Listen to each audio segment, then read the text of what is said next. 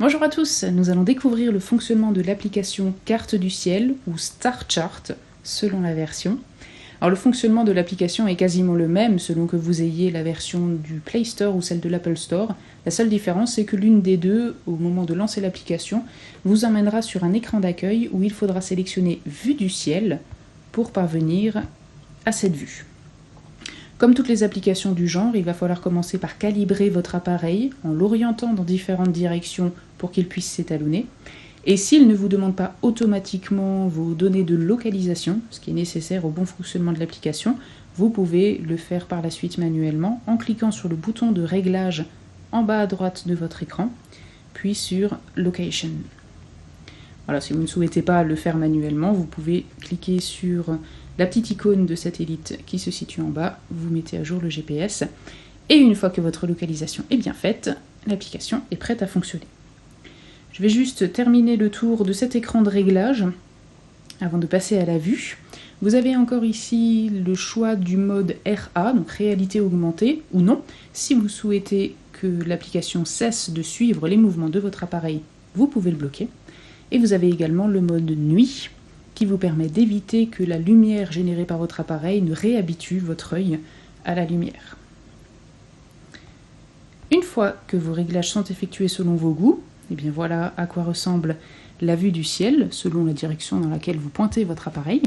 Il vous indiquera par défaut les étoiles les plus brillantes, les planètes, ainsi que les constellations.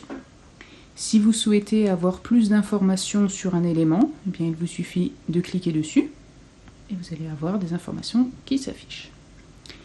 Si vous voulez des informations mais que vous ne savez pas où ils se trouvent, eh bien vous allez cliquer sur le bouton de la loupe et vous allez avoir ici un catalogue d'objets que vous allez pouvoir explorer, des planètes, des étoiles, des constellations, etc. Donc si je souhaite retrouver Mars, je la sélectionne et la petite flèche va m'indiquer la bonne direction pour la trouver. Une autre fonctionnalité plutôt pratique, sur la loupe toujours, c'est le calendrier qui se trouve tout en bas à droite, qui vous indiquera les prochains événements à venir. Alors il y a visiblement un petit souci, puisque au lieu d'afficher le nom de l'événement, il affiche aujourd'hui. Il y a beaucoup d'aujourd'hui dans les prochains temps, mais en cliquant sur la date concernée, vous allez pouvoir avoir quelques informations supplémentaires. Et enfin, la fonctionnalité la plus sympathique de cette application, c'est le voyage. Je peux par exemple sélectionner la planète Saturne et cliquer en haut, à côté de son nom, sur la flèche qui s'y dirige, pour aller y faire un tour. Et je peux ensuite me balader à proximité. Pour revenir les pieds sur terre, il vous suffira de cliquer sur l'icône de la petite maison. Bonne exploration à tous!